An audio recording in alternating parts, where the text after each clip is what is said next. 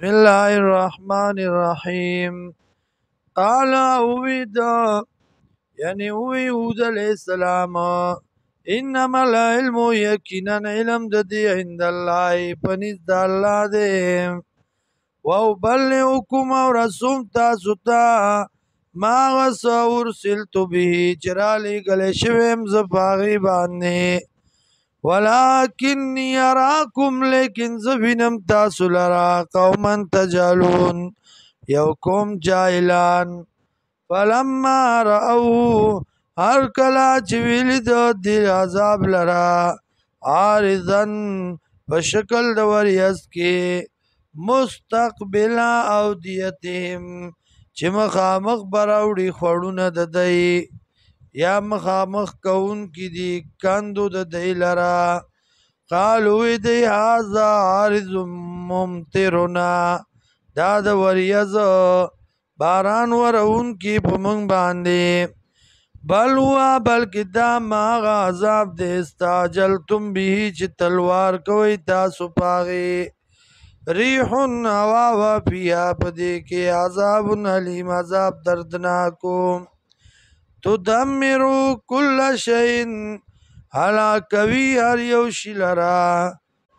بے امر ربیا په حکم در رب د دی باندې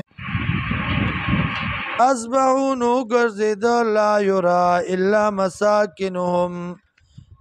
چې نخ کارید مگر اغا زایونه د استوګنې د دی لا یرا چې نشو لیدلی زایونه د اوسېدو د دی کذالک دارنګې نجزل قوم المجرمین سزا ورکو مونږه قوم مجرمانو ته ولقد مکناهم فیما ام مکناکم فیه او تاکید سره طاقت ورکړو مونږه دی لرا هغه څه کې چې طاقت نه درکړې مونږ تاسو لا پاغي کې وجعلنا لهم وګرځولیو مونږ دی لرا سمان غوږونه وابصارا او سترګې وافئدة او زړونه فما اغنا عنهم اس پیدا ورنکړه دی لرا سموم غوږونو د دی ولا ابصارهم او نه سترګو د دی ولا افئدتهم او نه زړونو د دی من شیء د څه څیز نه اذ کانوا یجحدون بآیات الله کله چې دوی انکار کوونکي د آیاتونو د الله نه وحاق بهم